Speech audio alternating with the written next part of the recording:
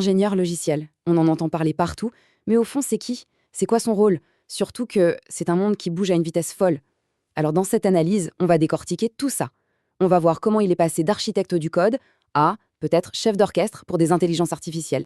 Pour commencer, un chiffre, juste un chiffre, 22%. C'est énorme.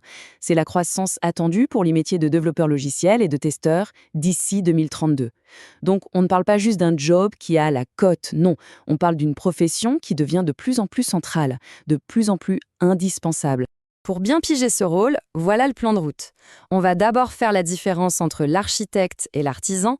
Ensuite, on verra à quoi ressemble une journée type, puis comment on progresse dans ce métier. Et bien sûr, on va parler du gros morceau, la vague de l'IA et ce nouveau profil qui émerge, l'ingénieur IA. Allez, c'est parti. Bon, on attaque le cœur du sujet. La question qu'on se pose tous, au fond. C'est quoi vraiment un ingénieur logiciel? Est-ce que c'est juste un autre mot pour dire développeur? Eh bien, non, pas vraiment. La nuance est importante. Pour bien voir la différence, la meilleure image, c'est celle de l'orchestre. L'ingénieur, c'est le chef d'orchestre. C'est lui qui a la vision d'ensemble, qui pense l'architecture, qui s'assure que tous les instruments jouent en harmonie. Le développeur, lui, c'est l'artisan, le musicien virtuose, qui lit la partition et qui la joue à la perfection. Il traduit les plans en code, de façon très concrète.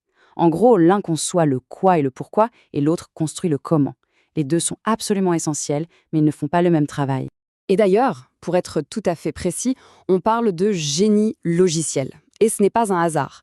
C'est une vraie discipline d'ingénierie.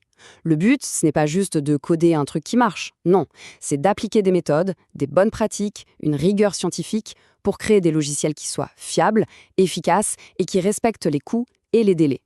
C'est une approche beaucoup plus structurée et industrielle que ce qu'on imagine. Allez, on quitte un peu la théorie pour voir ce que ça donne en pratique. Et on va tout de suite tordre le cou à un cliché, celui de la personne seule dans le noir devant son écran qui tape du code toute la journée. La réalité, elle est bien différente.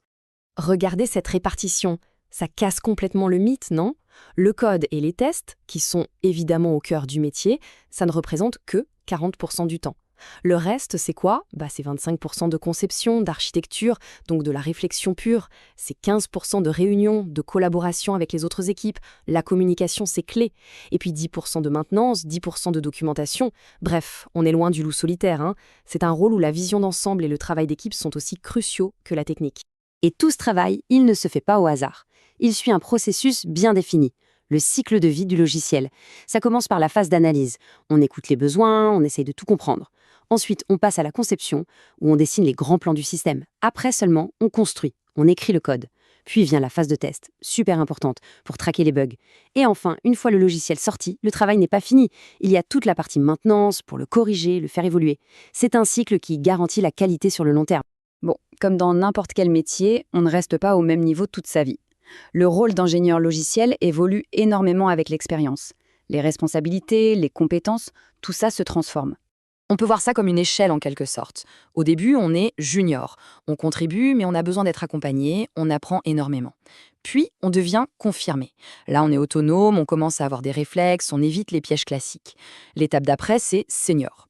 Le senior, il ne fait pas que coder. Il prend des décisions techniques importantes, il anticipe les problèmes, il guide les plus jeunes. Et enfin, il y a une voie un peu particulière, celle de l'expert. Ce n'est pas forcément le niveau au-dessus du senior, c'est plutôt une spécialisation très très pointue sur une technologie. C'est la personne qu'on va voir quand personne d'autre n'a la réponse. Ok, maintenant on arrive au grand bouleversement, la plus grosse transformation que ce métier ait jamais connue, probablement. L'intelligence artificielle. Ce n'est plus juste un outil sympa, c'est en train de tout changer, à la racine. Et pour ça, encore un chiffre qui parle de lui-même, 80%. C'est une estimation de Gartner. D'ici 2027, donc demain, 80% des ingénieurs logiciels devront monter en compétence sur l'IA. Ça veut dire quoi?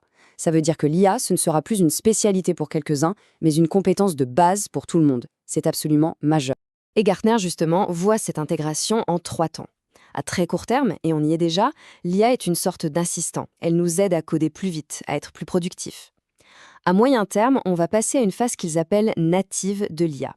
Là, la majorité du code ne sera plus écrit par des humains, mais par des agents IA que les ingénieurs vont piloter.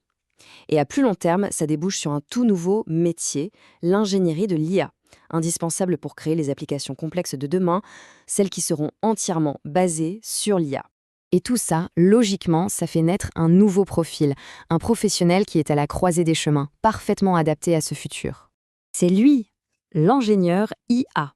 C'est une nouvelle espèce, si on peut dire. Un pro qui mélange des compétences qui étaient jusqu'ici assez séparées. Le génie logiciel classique, la science des données et bien sûr l'intelligence artificielle et le machine learning. C'est ce cocktail de compétences qui sera nécessaire pour bâtir la prochaine génération de logiciels. Alors, concrètement, ça veut dire quoi? Quelles sont ces nouvelles compétences critiques? Eh bien, ça montre bien le changement de mentalité. Il ne s'agit plus seulement de savoir coder, il faut savoir parler aux IA, leur donner les bonnes instructions. C'est ce qu'on appelle le prompt engineering. Il faut maîtriser des techniques comme le RAG, qui permet à une IA d'aller chercher de l'information dans des bases de données pour être plus juste. Et bien sûr, ça demande une solide compréhension de la data science et des nouvelles plateformes de développement dédiées à l'IA. Et on termine avec cette question, qui boucle la boucle et nous ramène au début. L'ingénieur du futur. Est-ce que c'est encore un bâtisseur ou est-ce que ça devient de plus en plus un chef d'orchestre, mais cette fois pour une symphonie d'intelligence artificielle? L'identité même du métier est en train de basculer. On passe peut-être du créateur de code au chef d'orchestre d'IA qui va assembler, guider et harmoniser ces nouvelles technologies pour inventer les solutions de demain. C'est une perspective assez vertigineuse, non?